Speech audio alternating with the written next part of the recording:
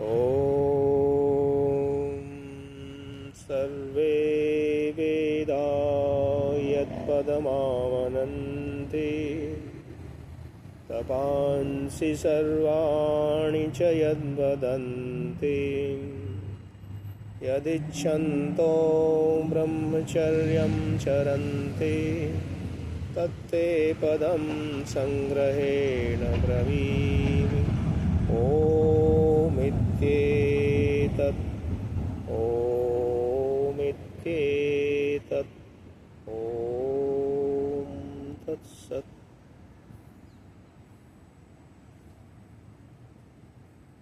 आज संसार में मानव समाज में धर्म और अध्यात्म विषय को लेकर अनेक विसंगतियां पाई जाती हैं।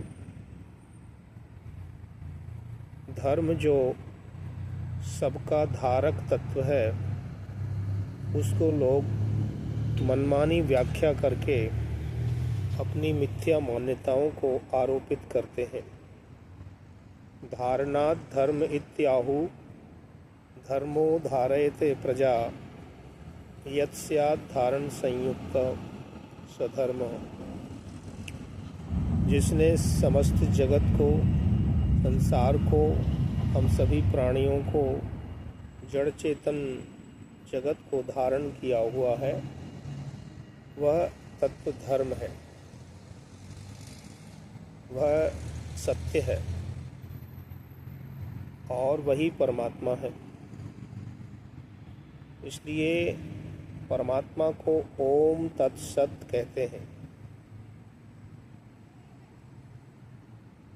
इस धर्म तत्व को, परमात्मा को और सत्य को न जानने के कारण आज मनुष्य अनेक अपनी मिथ्या मतपंथों में बंटकर परस्पर लड़ रहा है और अपनी मान्यताओं को लेकर उन्हीं को धर्म मानकर, सत्य मानकर और परमात्मा ईश्वर मानकर चल रहा है। इस संदर्भ में यह स्पष्ट है कि जब तक हम सच्चाई को, सत्य को स्वीकार नहीं करेंगे, तब तक हम धर्म का तत्व नहीं समझ सकते। धर्मस्य तत्वं निहितं गुहायां महाजनो येन गतः सपन्था। धर्म का जो तत्व है वह बहुत गूढ़ है और महान पुरुष जो परावरज्य ऋषि, आप्त पुरुष बताए गए हैं कि वह तत्व, वह सत्य, वह ब्रह्म, वह धर्म नेति नेति जो हमने जाना है वैसा नहीं है, उतना नहीं है, और जो हम कह रहे हैं, बोल रहे हैं, वह नहीं है, इससे भी कुछ आगे है। इसलिए परमात्मा को, सत्य को, धर्म को अनंत और अनादि कहा गया है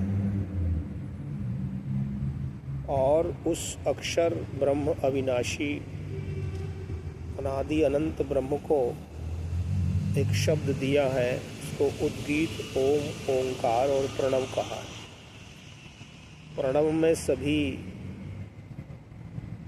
शास्त्र जुड़ जाते हैं। प्रणव सभी अध्यात्म का मूल है। प्रणव ओंकार सभी विद्याओं का, ज्ञान का सूत्र है और प्रणव ओंकार ही परमात्मा का स्वयं सिद्ध प्राकृतिक नाम है। यह ध्वनियाँ हैं और इस अक्षर ध्वनि में 3 ध्वनियाँ समाहित हैं। प्रथम ध्वनि है अकार, दूसरी ध्वनि उकार, तीसरी मकार।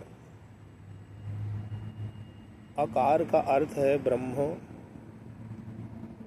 उत्पन्न करने वाला, सारे जड़ चेतन जगत को जो पैदा कर रहा है, वह ब्रह्मा आकार मात्रा का स्वरूप है। और दूसरी मात्रा उकार, इसका स्वरूप विष्णु। यह विष्णुति सर्वम जगत स विष्णु परमेश्वर, जिसने इस जगत को धारण किया हुआ है, जो इसका रक्षण पालन पोषण कर रहा है, वह परमात्मा, वह सत्य, वह धर्म, उसका नाम विष्णु है।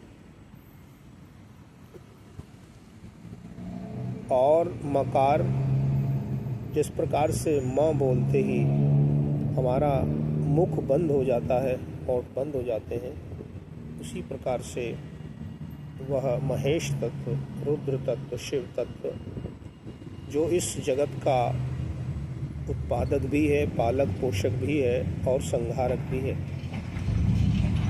इसको हम इस प्रकार समझें कि प्रत्येक वस्तु जो इस संसार में उत्पन्न होती है और अपना जीवन आयु जीती है और एक दिन समाप्त हो जाती है।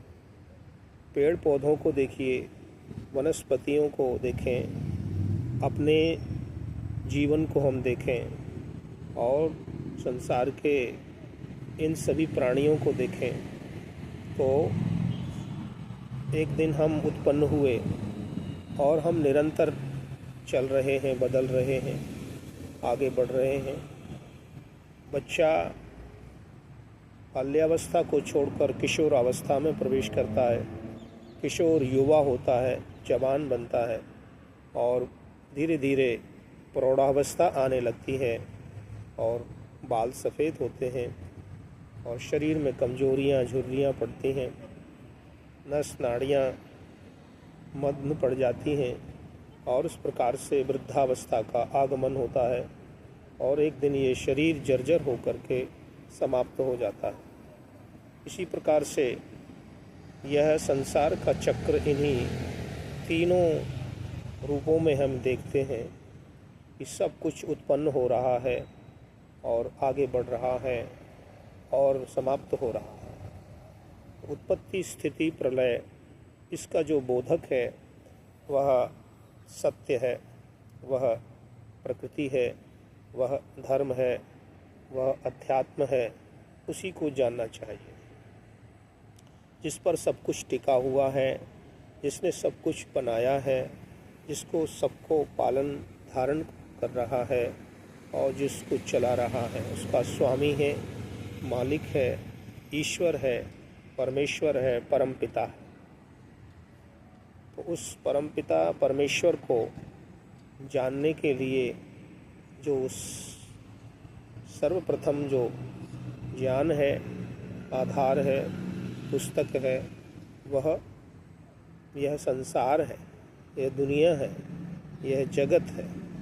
गच्छति इति जगत, यह जगत जो चल रहा है, जो परिवर्तनशील है, जो निरंतर चलायमान है और इसमें आग, पानी, हवा के साथ साथ में धरती पर सभी कुछ अस्थिर है, चंचल है, निरंतर ही परिवर्तन हो रहा है। उस परिवर्तन को जो हम देखते हैं तो हमें इस सृष्टि चक्र का, पंचार चक्र का भान होता है, ज्ञान होता है। पंचारे चक्रे परिवर्तमान, और इस पंच चक्र में पंच महाभूतों का हम दर्शन करते हैं और पंच महाभूत हैं अग्नि, वायु, जल, पृथ्वी, आकाश। इन्हीं को ही यदि हम एक एक अक्षर में लें तो भगवान शब्द से इसको हम समझते हैं। भगवान में प्रथम अक्षर है भ, दूसरा अक्षर है ग, तीसरा है व, चौथा है अ और पांचवा अक्षर है न। भगवान, भ माने भूमि, ग अर्थात गगन, व अर्थात वायु, अ अर्थात अग्नि और न